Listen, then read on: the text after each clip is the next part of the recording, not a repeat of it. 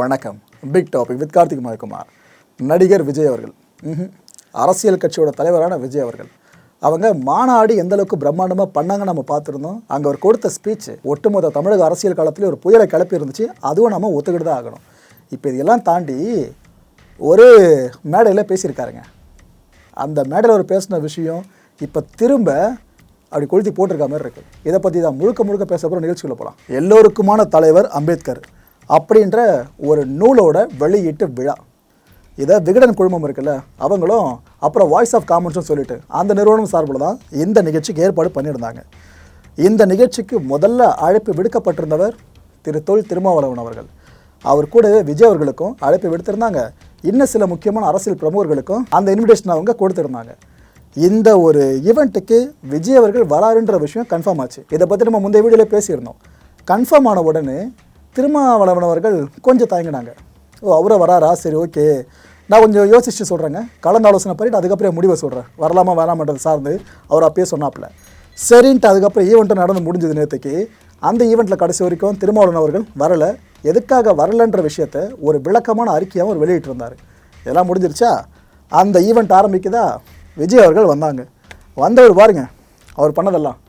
அங்கே இசை கருவிகள் முழங்க அவரை வரவேற்றாங்களே, அவங்க கூட அவரை இணைஞ்சிக்கிட்டு இந்த ட்ரம் இருக்குது பாருங்க, இதில் அவர் ஒரு பக்கம் பீட்டை வாசிக்கிட்டு இப்படி தான் ஆரம்பமே அமகலமாக இருந்துச்சு. இப்படியே இனிதே இந்த நிகழ்ச்சி ஆரம்பிக்குது. ஒவ்வொருத்தராக பேசுகிறாங்க. அல்டிமேட்டாக விஜய் அவர்களும் பேசினாங்க.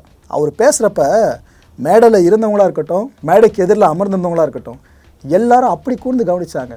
அதுவும் மேடைக்கு கீழே அமர்ந்திருந்த ஒவ்வொருத்தரும் அடிச்ச கிளாப்பு, விசிலு, ஐயோ எல்லாம் மாநாடு பார்க்குற மாதிரி இருந்துச்சு. இது நூல் வெளியீட்டு விழாவா இல்லை குட்டி மாநாடான ஒரு டவுட்டே வந்துடும். அப்படி போயிட்டு இருந்துச்சு. அது விஜய் அவர்கள் நிறைய விஷயங்கள் சொன்னாங்க. ஸ்பெசிஃபை பண்ணி சொன்ன விஷயங்கள்னு பார்த்தீங்கன்னா, அம்பேத்கர் பிறந்த நாளை ஜனநாயக உரிமைகள் தினமாக அறிவிக்கணும் அப்படின்னு கேட்டார். செம மேட்ரு இது. ஆக்சுவலாக ஜனநாயகத்தோட ஆணி வேறு சுதந்திர நியாயமான தேர்தல் தான் அப்படின்னு சொல்லிட்டு, இது அம்பேத்கரோட நூல் வெளியீட்டு விழா. அதுக்கப்புறம் வழக்கமாக பாஸ் கொடுப்பார்ல, கொடுத்துட்டாரு. அந்த பாஸை நம்ம நிறைய யோசிக்க ஆரம்பிச்சோமா, கரெக்டாக அதே டெலிவரி பண்ணார். இதில் கூட பங்கேற்க முடியாத அளவுக்கு திருமாவளவனவர்கள் இருக்கிறதா சொன்னாருங்க. இவர் வாயிலிருந்தே வந்த வார்த்தைகள் தான். திருமாவளவன் வெளிப்படையாக பேரே சொல்லிட்டாரு. கூட்டணி கட்சியோட அழுத்தம் யூகிக்க முடியுதுன்னு சொன்னார். அவர் வராதது இந்த திமுக கொடுக்குற அழுத்தமாக இருக்கும், அதனால தான் கண்டிப்பாக வந்திருக்க மாட்டார். ஏன்னா கூட்டணி கட்சி அவங்க கூட இருக்காங்க, நம்ம அவங்கள எடுத்து அரசியல் பண்ணிட்டு இருக்கோம், எப்படி அனுப்புவாங்கன்ற மாதிரி இவர் பேசியிருந்தாருங்க. திமுகன்ற அந்த டேர்ம் அவர் பயன்படுத்தலை, ஆனால் திருமாவளவனோட பேர் இருக்குல்ல, அதை மட்டும் பயன்படுத்தி பேசியிருந்தார்.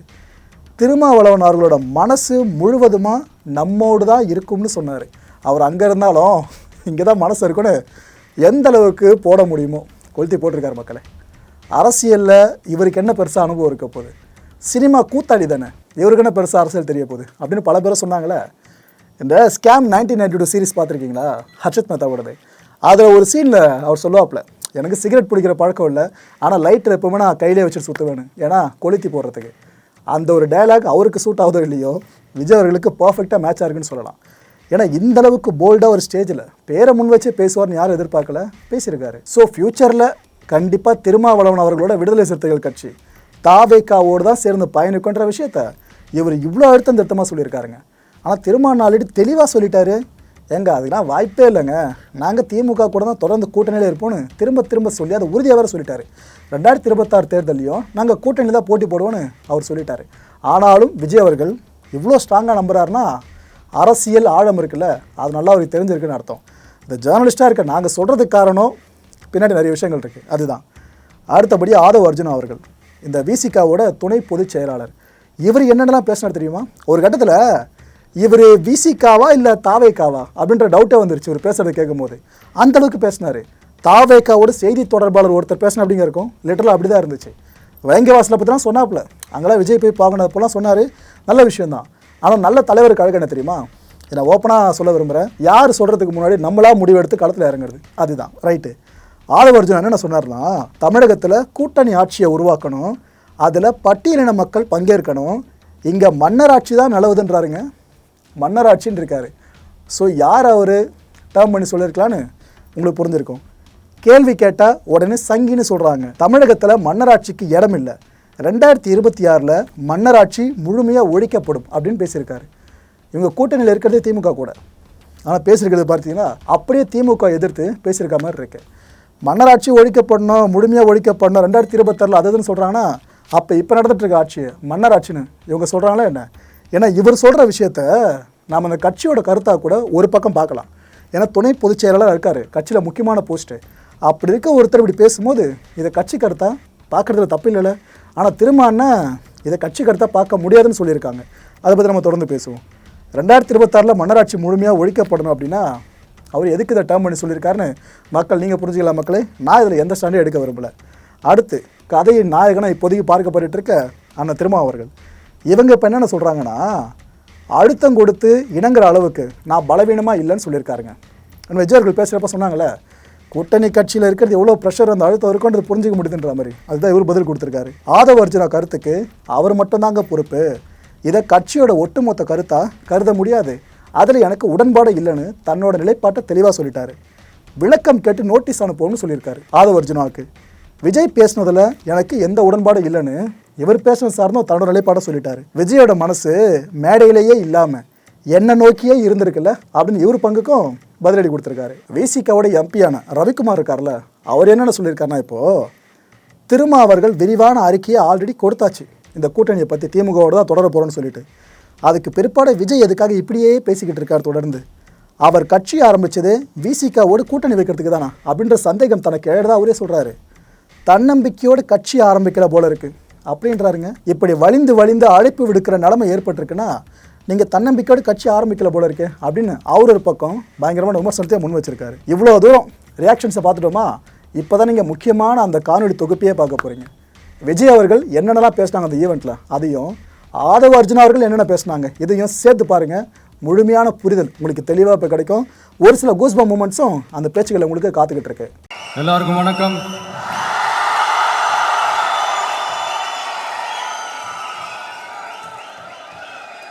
அண்ணல் அம்பேத்கர் அவர்களுடைய இந்த நூல் வெளியீட்டு விழாவில் கலந்துக்கிறது, அதுவும் இந்த முக்கியமான நாளில் கலந்துக்கிறது எனக்கு கிடைச்ச மிகப்பெரிய ஒரு வரமாக நான் நினைக்கிறேன். விகடன் குழும நிறுவன தலைவர் திரு ஸ்ரீனிவாசன் அவர்கள், அண்ணல் அம்பேத்கர் அவர்களுடைய பேரன் திரு ஆனந்த் டெல்டும்டே அவர்கள், நீதியரசர் ஓய்வு பெற்ற நீதியரசர் திரு சந்துரு அவர்கள், திரு ஆதவ அர்ஜுனா அவர்கள், என் நெஞ்சில் குடியிருக்கும்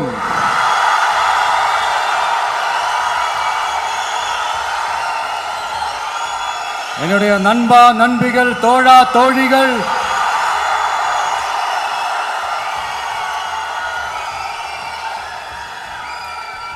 உங்க எல்லார் கூடவும் இவங்க எல்லாரும் கூடவும் இந்த ஸ்டேஜில் நானும் இருக்கிறது எனக்கு ரொம்ப பெருமையா இருக்கு.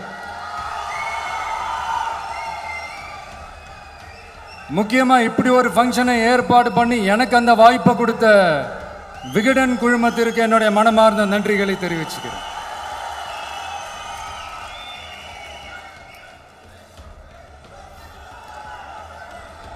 இன்னைக்கும் நிறைய பேர்கிட்ட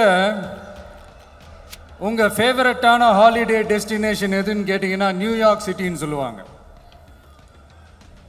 ஏன்னா அங்கே போய் ஒரு 2-3 நாள் தங்கிட்டு வர்றதே அது ஒரு பெரிய ஸ்டேட்டஸாகவும் ஒரு பெரிய அச்சீவ்மெண்ட்டாகவும் நினைப்பாங்க.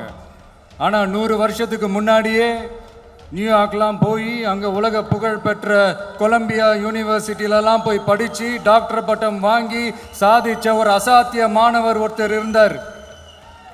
அது கூட பெருசு இல்லை, அவர் எந்த சூழ்நிலையில் அங்கே போய் படித்து சாதிச்சாருன்றதுதான் மிகப்பெரிய விஷயம். அன்னைக்கு அந்த மாணவரை, நீ இந்த சாதியில் பிறந்திருக்கிற, உனக்கெல்லாம் படிக்கிறதுக்கெல்லாம் தகுதி இல்லை, நீ எல்லாம் எதுக்கு ஸ்கூலுக்கு வர, அப்படி இப்படின்ட்டு அவர் வாழ்கிற சமூகமே அவரை தடுத்துச்சு. அதையும் மீறி அந்த மாணவர் பள்ளிக்கூடம் போனால் சக மாணவர்களுடன் சரிசமாக உட்கார்ந்து படிக்க அவருக்கு அனுமதி இல்லை.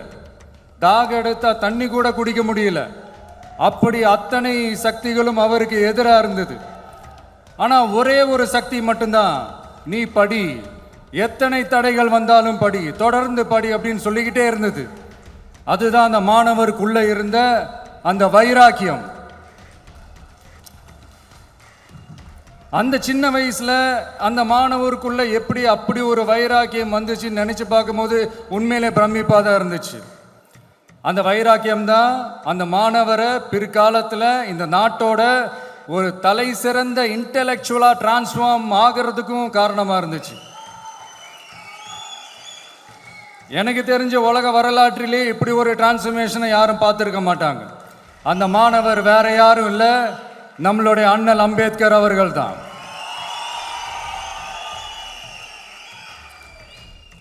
வன்மத்தை மட்டுமே தனக்கு காட்டிய இந்த சமூகத்திற்கு அவர் திருப்பி என்ன செஞ்சாரு அப்படின்னு அதை படித்து பார்க்கும்போது உண்மையிலே மெய்சில் இருக்க வச்சுது.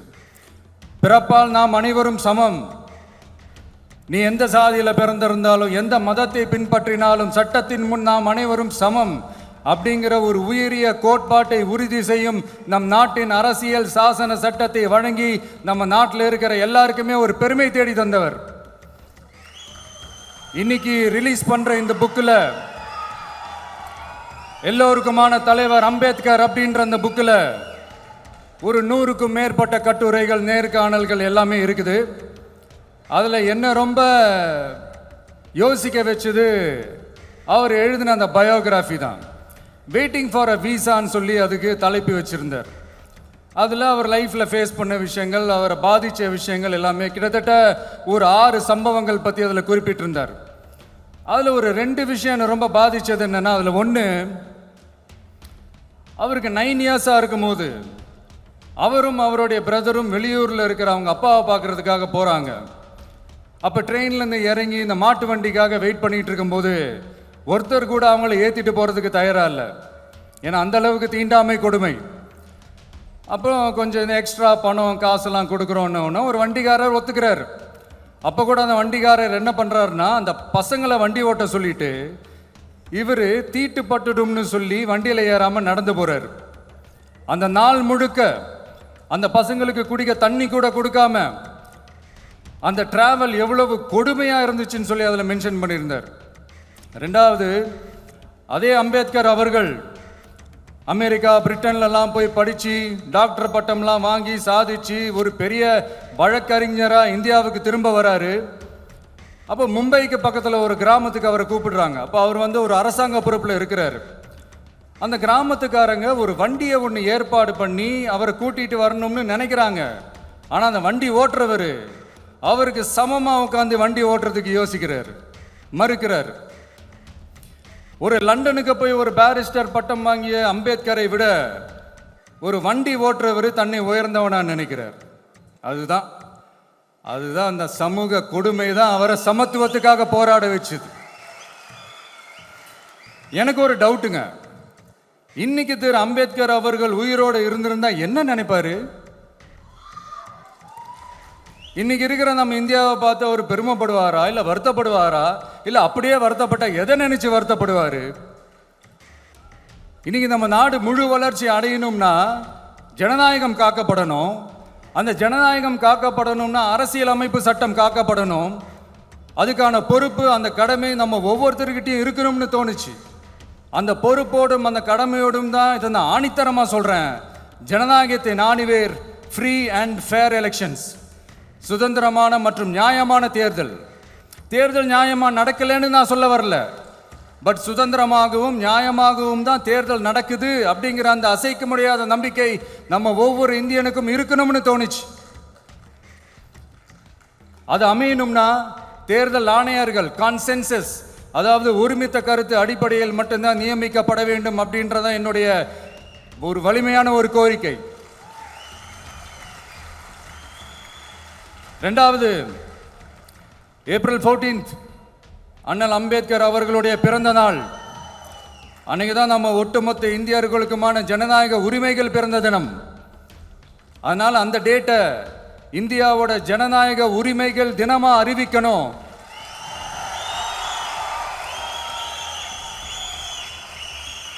அப்படின்றத என்னுடைய இன்னொரு தாழ்மையான ஒரு வேண்டுகோள். அது இந்திய ஒன்றிய அரசிடம் நான் முன்வைக்கிறேன்.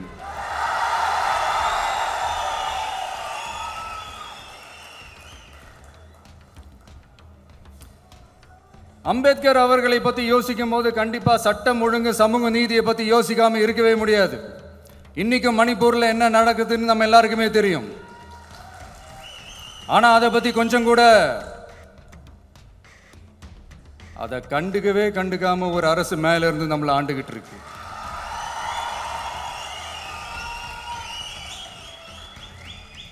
சரி, அங்கதான் அந்த அரசு அப்படி இருக்குன்னா இங்க இருக்கிற அரசு எப்படி இருக்கு?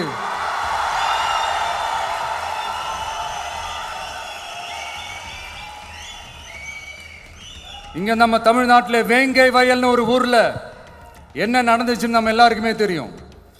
சமூக நீதி பேசுற இங்க இருக்கிற அரசு அதுக்கு எந்த விதமான ஒரு நடவடிக்கை எடுத்த மாதிரியே எனக்கு தெரியலையே. இவ்வளோ காலங்கள் தாண்டி, இத்தனை வருஷங்கள் தாண்டி ஒரு துரும்ப கூட கிள்ளி போடலையே. அதுதான் இதெல்லாம் இன்னைக்கு அம்பேத்கர் அவர்கள் இன்னைக்கு பார்த்தாருன்னா வெக்கப்பட்டு தலை குனிஞ்சு போவார்ல. கரெக்டு, நம்ம நடக்கிற பிரச்சனைகள், நடக்கிற கொடுமைகளுக்கெல்லாம் நம்ம குரல் கொடுக்கணும். ஆனால் நடக்கிற பிரச்சனைகள் ஒன்னா ரெண்டா? பெண் குழந்தைகளுக்கு எதிரா, பெண்களுக்கு எதிரா, ஏன் மனித உயிர்களுக்கு எதிரா? இதெல்லாம் நம்ம பார்க்குறோம், படிக்கிறோம், மற்றவங்க கிட்ட இருந்து கேட்டு தெரிஞ்சுக்கிறோம். இதுக்கெல்லாம் ஒரு நிரந்தரமான ஒரு தீர்வு என்ன தெரியுமா? ரொம்ப சிம்பிள் தான். நம்ம தமிழ்நாட்டு மக்களுக்கு தேவையான அடிப்படை வசதிகளை பாதுகாப்புடன் முழுமையாக அளிக்கும் மக்களை உண்மையாகவே நேசிக்கிற ஒரு நல்ல அரசு.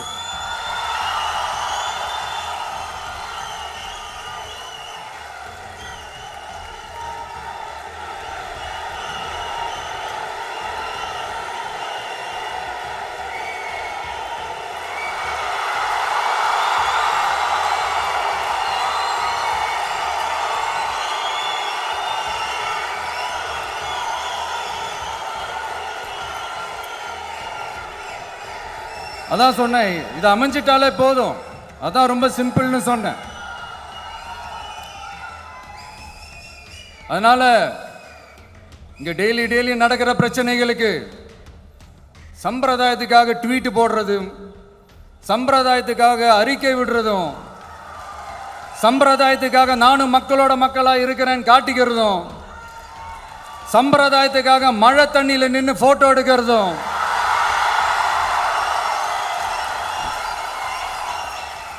எனக்கு அதுல கொஞ்சம் கூட உடன்பாடே இல்லை. பட் என்ன பண்றது, நம்மளும் சம்பிரதாயத்துக்காக சில நேரத்தில் அந்த மாதிரி செய்ய வேண்டியதா போயிடுது. அதாவது என்ன சொல்ல வரேன்னா, மக்களோட உரிமைகளுக்காகவும் அவங்களோட உணர்வு பூர்வமாக இருக்கணும். என்ன ஒவ்வொருத்தரும் அவங்க குடும்பத்தில் ஒருத்தனா நினைச்சிட்டு இருக்கிற அவங்க தமிழ்நாட்டில் அவங்களுக்கு எங்க என்ன பிரச்சனை நடந்தாலும் அவங்களோட உரிமைகளுக்காகவும் அவங்களோட உணர்வு பூர்வமாக இருப்பேன். எப்பவுமே அப்படிதான் இருப்பேன்.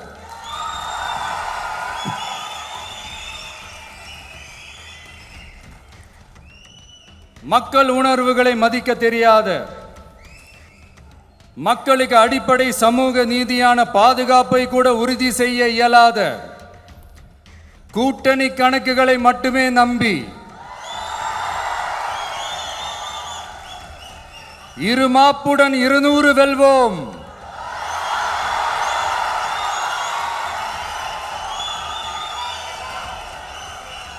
என்று எகத்தால முழக்கமிடும் மக்கள் விரோத ஆட்சியாளர்களுக்கு என் மக்களோடு இணைந்து நான் விடுக்கும் எச்சரிக்கை,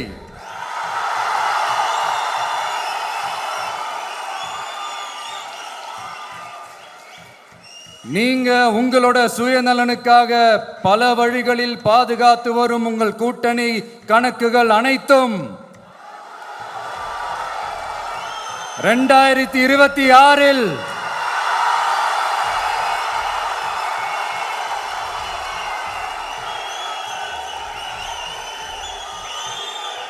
மக்களே மைனஸ் ஆக்கி விடுவார்கள். மக்களே மைனஸ் ஆக்கி விடுவார்கள். மக்களே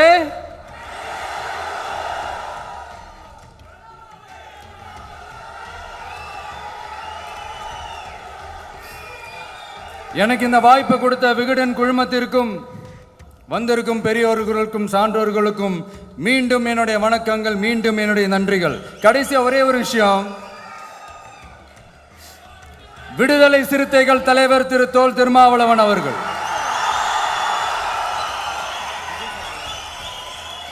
அவங்களால இன்னைக்கு வர முடியாம போச்சு.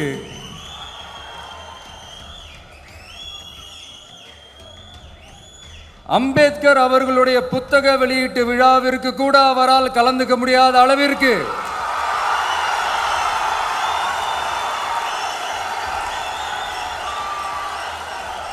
கூட்டணி கட்சிகள் சார்ந்து எவ்வளவு பிரஷர் இருக்கும் என்று என்னால் யூகிக்க முடிந்தாலும்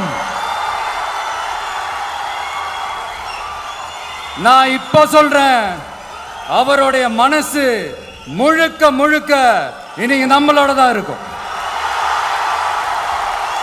நன்றி, வணக்கம். இந்த மேடையில் நாம் புரட்சியாளர் அம்பேத்கருடைய புத்தகத்தை வெளியிட, அம்பேத்கருடைய கனவு, அந்த அம்பேத்கருடைய கனவை தமிழகத்தில் நிறைவேற்றிய எழுச்சி தமிழர் அண்ணன் திருமாவர்களுடைய கனவு எப்பொழுதும் கூறுவார். மேடையில் அவர் இல்லை, ஆனால் அவருடைய மனசாட்சி இங்குதான் இருக்கிறது என்பது எனக்கு தெரியும். கால சூழ்நிலைகள் தலித் மக்களுடைய விலங்குகளை உடைக்கும். அதற்கான நேரம் கூடிய விரைவில் வரும். சுய சிந்தனை கொண்டவர்கள் தான் மனிதர்கள். ஆம், நாமும் மனிதர்கள். மன்னர் பரம்பரையை உருவாக்க தமிழகம் இனி ஒருபோதும் இடம் தராது. மன்னராட்சி ஒழிக்கப்பட்டது. மன்னர் பரம்பரையை ஒழிப்பதற்கு இன்றைக்கு புரட்சியாளர் அம்பேத்கருடைய சிந்தனைகள் நமக்கு தேவைப்படுகிறது. அந்த பகுப்பாய்வுடன் திருமா அண்ணனுடைய கனவு என்ன? தலித் மட்டுமே பேசிக்கொண்டிருந்த தலைவர் அம்பேத்கர் அவர்களை இன்றைக்கு தலித் அல்லாத ஒரு விஜய் அவர்கள், சகோதரர் விஜய் அவர்கள் வெளியிடுவது என்பது புரட்சியாளர் அம்பேத்கர் அவர்களுடைய, அண்ணன் திருமா அவர்களுடைய கனவு இன்று விகடன் மூலம் நிறைவேற்றப்பட்டிருக்கிறது.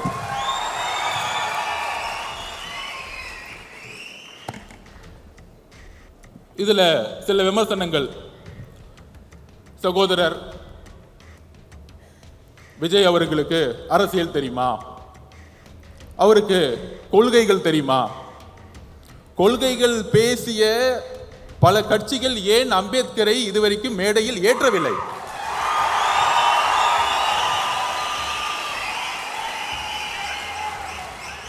இன்றைக்கு இந்த புத்தக விழாவின் வெற்றி, திரு நிர்வாக இயக்குனர் திரு சீனிவாசன் அவர்களுடைய வெற்றி, இன்றைக்கு விகடனுடைய வெற்றி, முதல் முறையாக அம்பேத்கருடைய நினைவு நாளை எல்லா அமைச்சர்களும் சென்று மாலையிட்டு புரட்சியாளர் அம்பேத்கர் என்று அமைச்சர்கள் கூறிக்கொண்டிருக்கிறார்கள். இதுதான் வெற்றி, எங்களுடைய வெற்றி, எங்களுடைய பிரச்சாரத்துடைய வெற்றி. அந்த பகுப்பாய்வில் அம்பேத்கர் அவர்கள் ஏன் தோல்விற்றார் என்ற கேள்வி என்னுடைய 15 வயதில் உருவாகியது. என்னுடைய தாயினுடைய இழப்பு, என்னுடைய தனிமை அரசியலை நோக்கி என்னுடைய 15 வயதிலே செல்ல வைத்தது. அதனால்தான் 3 யுத்தங்களில் தேர்தல் அரசியலை கற்றுக்கொண்டு இங்கு வந்திருக்கிறேன். எங்கிருந்து கற்றுக்கொண்டு வந்திருக்கிறேன் என்றால் எல்லாருக்கும் தெரியும். சில விமர்சனங்கள் அதற்கு பதில் சொல்வதை விட 2026 தேர்தலுக்கான பணிகள் 2026க்கான தேர்தலுக்கான பணிகள் மன்னர் ஆட்சியை ஒழிக்க வேண்டும்.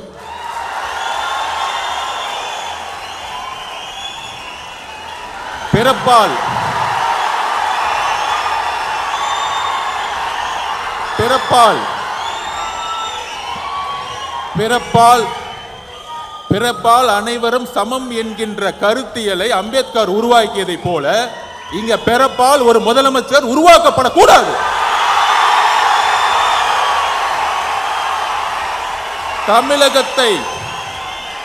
தமிழகத்தை ஆள வேண்டும் என்றால் ஒரு கருத்தியல் தலைவர் தான் ஆள வேண்டும். கருத்தியல் பேசிக்கொண்டு ஆட்சிக்கு வந்த பிறகு ஒரே ஒரு பதிவை செஞ்சுக்கிறேன். மத பெரும்பான்மைவாதம் பேசிக்கொண்டு இங்க இருக்கக்கூடிய நம்மில் ஒரு யுத்தியை உருவாக்க வேண்டும். 2014 ஏன் பிஜேபி வெற்றி பெற்றது? 2014 பிரசாந்த் கிஷோர் அவர்கள் என்னிடம் உரையாற்றும் போது சொன்னார், மோடி அவர்களுடைய பிரச்சாரம் குடும்ப ஆட்சி, அதன் பிறகு அதன் பிறகு ஊழல் என்கின்ற குற்றச்சாட்டுகளை கூறி ஆட்சியை கைப்பற்றினார்கள். இன்றைக்கு வரைக்கும் பிஜேபி யாராலும் வெல்ல முடியவில்லை. அதே போல்தான் தமிழகத்தில் மதம் ஜாதி என்கின்ற தத்துவத்துடன் ஊழல் என்கின்ற ஒரு விஷயத்தை ஏன் உருவாக்க மாட்டேங்கிறோம்? அதுதான் என்னுடைய தாயோடைய இழப்புக்கு, விவசாயியோடைய ஒரு விவசாயி வீட்டில் ஒரு தாய் இழக்கிறாங்கன்னா, என் தாய் விவசாயம் இருக்கும்போது இறந்துருக்காங்க, தற்கொலை பண்ணியிருக்கிறாங்க. இதுதான் உண்மை. இந்த உண்மையை நான் இன்னைக்கு டிக்ளேர் பண்றேன். என்னுடைய பெரியம்மா தளபதி ஐபிஎஸ் முன்னாடி நானே ஒரு சாட்சி. அப்படி இருக்கும் பொழுது ஊழல்ங்கிற ஒரு விஷயத்தை நாம் கடந்து சென்றுகிட்டு இருக்கோம். தமிழ்நாடு ஊழலை கடந்து சென்றுகிட்டு இருக்கு. பெரியார் அவர்களுடைய கனவின் மூலயமாக மத பெரும்பான்மைவாதத்தை துடைத்தெறிந்து விட்டோம். மத பெரும்பான்மை தமிழகத்தில் கிடையாது. பிஜேபிக்கு 2% மேல இங்க கிடையாது. அதை பெரும்பான்மை முடிச்சாச்சு. ஆனால் ஒரே ஒரு ப்ராப்ளம் இருக்கு. இன்றைக்கு ஹரியானாவிலும் மகாராஷ்டிராவிலும் ஜெயிச்சதுக்கான காரணம் ராமர் கோயிலை கையில் எடுத்தார்கள். இன்னைக்கு ராமர் கோயில் இன்றைக்கு கரெக்டா இந்த எலெக்ஷன்ல அகிலேஷ் யாதவால் அதை நிலைநாட்ட முடியல. அகிலேஷ் யாதவ் வெற்றி பெற்று விட்டார். ஒரு தலித்தை பொது தொகுதியில் நிறுத்தி வெற்றி பெற வைத்து ராமர் கோயிலுங்கிற ஒரு தத்துவத்தை உடைத்து விட்டார். ஆனால் தமிழகத்தில் ஒரு தலித்தை பொது தொகுதியில் இன்றைய வரைக்கும் நிப்பாட்ட முடியல. இன்றைக்கு நான் தரவுகளை சொல்றேன். 2011 தரவுகளின் அடிப்படையில் 1,40,00,000 தலித்துகள் இருக்கிறார்கள். ஆனால் ஆட்சியிலும் பங்கு, அதிகாரத்தில் பங்கு என்று கூறினால் அது தவறு என்று அவர் தவறு என்று யாரு சொல்றாருன்னா, எல்லோரும் சொல்ற மாதிரி சனாதானம் எங்கிருந்து வருதுன்னா, பிஜேபி சொன்னா மட்டும் சனாதானம் கிடையாது. ஒரு சாதாரண மனிதன் ஒரு முதலமைச்சரா வரணும், ஒரு தலித் ஒரு முதலமைச்சரா வரணும்னு சொல்லும் பொழுது அதில் முதல் குரலாக ஒலித்த குரல் திரு விஜய் அவர்களுடைய குரல். ஆட்சியிலும் பங்கு, அதிகாரத்தில் பங்கு ஏன் சொல்லக்கூடாது? அதை ஏன் ஒளிச்சு வைக்கணும்? அதுக்கு ஸ்ட்ராட்டஜிலாம் தேவையில்லை. இனிமேட்டு அரசியல ஒளிச்சு வச்சு பண்ண வேணாம். எடுத்தோடனே ஸ்ட்ரைட்டா நெஞ்சுக்கு நேரம் பேசுவோம். முதுகு பின்னாடி பேசலாம் தேவையில்லை. எதுக்கு பயம்? எதுக்குமே பயப்பட வேண்டாம். அந்த அளவுக்கு, அதாவது சினிமா துறையில் இன்றைக்கு அவரை சுத்தி 2000 கோடி ரூபாய் ஒரு தொழில் இருக்கு. அதை விடுறதுக்கு ஒரு மனசு வேணும். ஆனால் இங்கு ஒரு சினிமா துறையில் ஒரு தொழில் நிறுவனத்தை நடத்தி ஒட்டுமொத்த சினிமா துறையையும் அரசியல் மூலமாக லாபம் செய்து கொண்டிருக்கிறார்கள். ஆனால் இன்றைக்கு வரைக்கும் அது குரல் இல்லை. இந்த குரல் எங்கிருந்து வர வேண்டும்? ஏன் சினிமா துறை ஒரு நிறுவனத்தின் மூலம் கட்டுப்படுத்தப்பட்டிருக்கிறது? 4000 கோடி ரூபாய் இண்டஸ்ட்ரி ஒரு நிறுவனம் எப்படி கட்டுப்படுத்தப்பட்டிருக்கிறது? ஒவ்வொரு வாரமும் வரக்கூடிய சினிமா ஒரே நிறுவனத்தால் மட்டும் எப்படி கட்டுப்படுத்தப்பட்டிருக்கிறது? இதை மக்கள் முன் எடுத்து கூற வேண்டும். திரு விஜய் அவர்களுக்கு, சகோதரர் விஜய் அவர்களுக்கு ஒரே ஒரு கோரிக்கை, ஊழலை, தமிழகத்தின் ஊழலை எடுத்து பேசுங்கள். மதவாதத்தை எடுத்து பேசுங்கள். கொள்கைகளை பேசிக்கொண்டு ஆட்சிக்கு வந்து ஊழல் செய்யக்கூடிய 2 விஷயத்தை நான் பதிவு பண்றேன். சாமியார்கள், போலி சாமியார்கள். காஞ்சி மகா பெரியவர் நல்லவர், ஆனால் போலி சாமியார்கள் இங்க அதிகமா இருக்கிறாங்க. சாமியார்கள் நல்ல சாமியார்கள், அதை பத்தி நான் கவலைப்படல. அதே மாதிரி திராவிடம் நல்லது. திராவிடம் என்றால் ஒண்ணுதான். நிறைய அறிவுஜீவிகள் நிறைய பேசுவாங்க, நானும் நிறைய படிச்சுட்டேன். எல்லோரும் சமன் சொல்றதான் திராவிடம், வேற ஒண்ணும் கிடையாது. தமிழ் தேசியம்னா விடுதலை, தமிழ் தேசியம்னா விடுதலை புலிகள் பிரபாகரன் சொன்ன எல்லோரும் சமம், அவ்வளவுதான். அவரும் தான் சொன்னாரு. விடுதலை புலிகள் பிரபாகரன் அவர்கள் எப்பையும் ஜாதி மதத்தை பார்த்தது, மொழியை பார்த்ததில்லை. சோ அப்ப ஒரே ஒரு விஷயம் இருக்கு. இங்கு ஜாதியின் அடிப்படையில் உருவாகக்கூடிய தேர்தல் அரசியல், அதுதான் பிரச்சனை. நான் தலைவர் திருமாவளவனோட தேர்தல் பிரச்சாரத்துக்கு போயிட்டு இருக்கும்போது அங்க இருக்கக்கூடியவர்கள் வெறும் தலித் ஏரியாக்கு மட்டுமே அவர் கூட்டிட்டு போயிட்டு இருந்தாரு. அப்ப தேர்தல் அரசியல் எந்த அளவுக்கு தமிழகத்தில் மோசமாக இருந்து கொண்டிருக்கிறது. ஜாதியோடைய கட்டமைப்பு, வேங்க வயல் பிரச்சனை இன்றைக்கு வரைக்கும் தீர்க்க முடியாத காரணம் என்ன? காவல்துறை காரணம் அல்ல. காவல்துறை காரணம் அல்ல. ஒரு கான்ஸ்டபிளால் அதை பண்ண முடியும். ஒரு கான்ஸ்டபிள் 24 கண்டுபிடிக்க முடியும். மலம் கலந்த தண்ணீர். அம்பேத்கர் அவர்கள் தண்ணீர் போராட்டத்திற்காக எப்பொழுது பிரச்சனை கையில் எடுத்தாரோ அதே மாதிரி இன்றும் 50 வருடங்களாக 75 வருடங்கள் இந்த பிரச்சனை போயிட்டு இருக்கு. ஒரு தண்ணீர் தொட்டியில மலத்தை கலந்துருக்கிறாங்க. ஒரு வாரமா அந்த தண்ணியை குழந்தைகள் குடிச்சிட்டு இருக்காங்க. ஆனா இன்னைக்கு வரைக்கும் நம்மளால கண்டுபிடிக்க முடியல. போலீஸ் காவல்துறையினால இல்ல, ஜாதியின் அடிப்படையில் தேர்ந்தெடுக்கப்பட்ட ஒரு எம்எல்ஏ, ஒரு அமைச்சர், இதுதான் காரணம். வேற எந்த காரணமும் கிடையாது. பாதிக்கப்பட்ட மக்கள் சார்பா நான் பேசுறேன். 1,40,00,000 பேர் தலித் மக்கள் இருக்காங்க. அதுல ஆதி திராவிட மக்கள் 92 லட்சம் பேர் இருக்காங்க. ஆனா அவங்களுக்கு ஆட்சியிலும் பங்கு, அதிகாரம் பங்கு கொடுன்னு கேட்டா தப்புன்னு சொல்றாங்க. 25% தான் இருக்கு உங்களுக்கு. 25% வச்சுக்கிட்டு எப்படி நீங்க ஒரு பெரிய கட்சி சொல்ல முடியும்? தமிழ்நாட்டில் கூட்டணி ஆட்சியை உருவாக்க வேண்டும். தமிழகத்தில் அதில் தலித் மக்கள் பெரும்ப வேண்டும். சமூக நீதியை உருவாக்கிட்டோம். சமூக நீதி 69% உருவாக்கிட்டோம். எல்லாருக்கும் வேலை கிடைச்சிருச்சு. டாக்டர் ஆயிட்டாங்க, இன்ஜினியர் ஆயிட்டு இருக்காங்க, எல்லாம் ஓகே. ஆனா அரசியல்ல அதிகாரத்துக்கு வரணும், விடவே மாட்டாங்க. மன்னராட்சி தான் இங்க இருக்கு. மன்னராட்சியை கொஸ்டின் கேட்டா உடனே சொல்லிடுவாங்க, நீ சங்கின்னு சொல்லு, இல்ல அர்பன் நக்சலைட்னு சொல்லு, இல்ல மாவோன்னு சொல்லு. அதை பத்தி எங்களுக்கு எந்த கவலையும் இல்லை. தமிழக மக்கள் புதிய அரசியலை உருவாக்க முடிவெடுத்து விட்டார்கள். திரு சகோதரர் விஜய் அவர்களுக்கோ அண்ணன் திருமா அவர்களுக்கோ அனைத்து கட்சிக்கோ ஒரு புதிய அரசியலை, இளைஞருக்கான அரசியலை உருவாக்குவோம். புரட்சியாளர் அம்பேத்கர் ஒரே ஒரு கனவு தான் சொன்னார், நீங்க எதுக்கு வேணா போராடுங்க. தலித் மக்களை பார்த்து உடனே சொன்னாங்க, அதிகாரத்தை நோக்கி போராடுங்கள், அதிகாரத்தை உருவாக்குங்கள். அதிகாரம் தான் நம்மளுடைய சமத்துவ மின்மையை தூக்கி எறியும். என்னுடைய தாய் இறப்புக்கு ஒரு காரணம் ஜாதி. அந்த ஜாதியை தூக்கி எறியதுக்கு தான் தலைவர் திருமாவளவன் கூட போய் சேர்ந்தேன். எல்லாரும் சொல்லுவாங்க, என் கம்யூனிட்டி சர்டிஃபிகேட்டை பார்த்துட்டாங்க, இவரு அவருன்னு. எனக்கே என் ஜாதியை தெரியாது. ஏன்னா நான் ஒரு விளையாட்டு வீரன். தமிழக விளையாட்டு ஆடில் படிச்சு இந்தியாவோட பிரசிடண்டா நின்றுட்டு இருக்கேன். இன்னைக்கு இந்தியாவோட பிரசிடண்டா நின்றுட்டு இருக்கேன். ஸோ என்னுடைய ஒரே வேண்டுகோள், ஜாதியை தீண்டாமை ஒழிப்பது முக்கியமல்ல, ஜாதியை அழித்தல் முக்கியம். ஜாதியை அழித்தல் முக்கியம். தலித் மக்களுடைய பிரச்சனை தலித் மட்டும் பேசக்கூடாது. சகோதரர் விஜய் அவர்கள் வேங்க வயலுடைய கிராமத்திற்கு செல்ல வேண்டும், அந்த மக்களுடன் உரையாட வேண்டும்.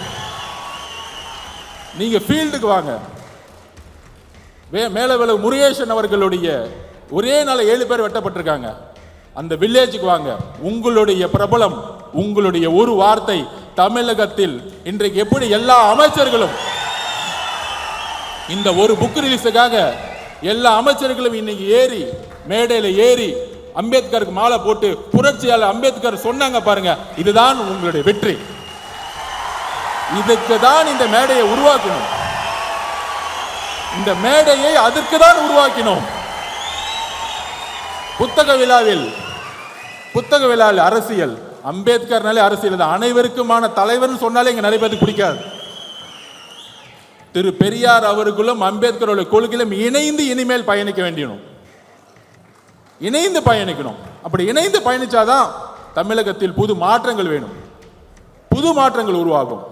ஓடப்பனாயிருக்கும் ஏழையப்பன் உதயப்பன் ஆகிவிட்டால் ஓர் நொடிக்குள் ஓடப்பன் உயரப்பன் எல்லாம் நிலை மாறி ஒப்பப்பர் ஆகிவிடுவார். புரட்சியாளர் பாரதிதாசன் கூறியதை போல ஏழைகள் ஒன்று சேர்ந்தால் உங்களை தூக்கி எறியக்கூடிய காலம் உருவாகும். புதிய அரசியலை நோக்கி நாம் செல்லுவோம். நன்றி, வணக்கம். மக்களை இந்த கான்டென்ட்டை பொறுத்த வரைக்கும் நாமெல்லாம் சிந்திக்க வேண்டியது ஒரே ஒரு விஷயம்தான்.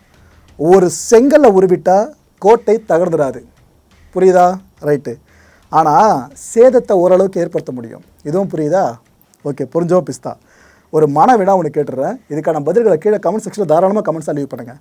2026 யாரோட ஆட்சி அமையும்னு நம்புறீங்க? அந்த எலெக்ஷனில் தாவைக்கா நிலைமை என்னவா இருக்கும்?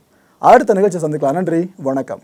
மாயம் ஆன்லைன் பூட்டிக். நீங்க இதுவரை காலமே எனக்கு தந்த ஆதரவுனால இப்போ ஒரு புது ஓன் பிராண்டையே கிரியேட் பண்ணிட்டேன். இப்போதைக்கு நம்ம கிட்ட ஸ்டாக்ல இருக்கிறது எல்லா வயது பெண்களுக்குமான சாரீஸ் தான். முழுக்க டெலிவரி ஃபெசிலிட்டியும் அரேஞ்ச் பண்ணிருக்கேன். சோ சாரீஸ் நியூ கலெக்ஷன் யாருக்குன்னா தேவைப்படுது அப்படின்னா நீங்க ஒன்னு கால் பண்ணி பேசலாம், இல்லனா வாட்ஸ்அப் சாட்டுக்கு போனீங்கன்னா எல்லா விதமான கலெக்ஷனும் நீங்க பார்க்க முடியும். நம்ம சப்ஸ்கிரைபர்ஸ்க்காகவே பிரத்யேகமா தேடி கலெக்ட் பண்ணிருக்கோம். ஒன்னு நின்னு பேசும். இந்த துணியோட தரத்துக்கு நான் கேரண்டி, மாயம் கேரண்டி. ஜஸ்ட் ஒரு முறை ட்ரை பண்ணி தான் பாருங்களேன். பிடிச்சிருந்தா தொடர்ந்து நம்ம கஸ்டமரா மாறுங்களேன். வணக்கம் மாயம் ஸ்டுடியோஸ் நண்பர்களே. மாயம் ட்ரெண்ட்ஸ் அப்படின்ற ஒரு புதிய ஃபேஸ்புக் பேஜை ஓப்பன் பண்ணியிருக்கோம். நீங்கள் யூடியூப்ல பார்த்துட்டு இருக்கீங்களா நம்மளோட கான்டென்ட்ஸ்லாம். இதெல்லாம் விட ஒரு படி மேலே ரொம்ப கிறிஸ்பாகவும் ரொம்ப சூப்பராகவும் நிறைய கான்டென்ட்ஸ் உங்களுக்கு இந்த பேஜில் காத்துட்டு இருக்குங்க. ஸோ உடனடியாக ஃபேஸ்புக் பிளாட்ஃபார்ம் போங்க, மாயம் ட்ரெண்ட்ஸ்னு டைப் பண்ணி சர்ச் பண்ணி நம்ம பேஜை ஃபாலோ பண்ணுங்க. அப்படியே நம்ம சேனலையும் நீங்கள் சப்ஸ்கிரைப் பண்ணிட்டீங்க அப்படின்னா இன்னும் நிறைய புது கான்டென்ட்ஸை உங்களுக்காக ப்ரொடியூஸ் பண்ணி கொடுத்துக்கிட்டே இருப்பாங்க. நீங்கள் பண்ணுற ஒவ்வொரு சப்ஸ்கிரிப்ஷனும் எங்களுக்கு பெரிய மோட்டிவேஷனாக அமையும்.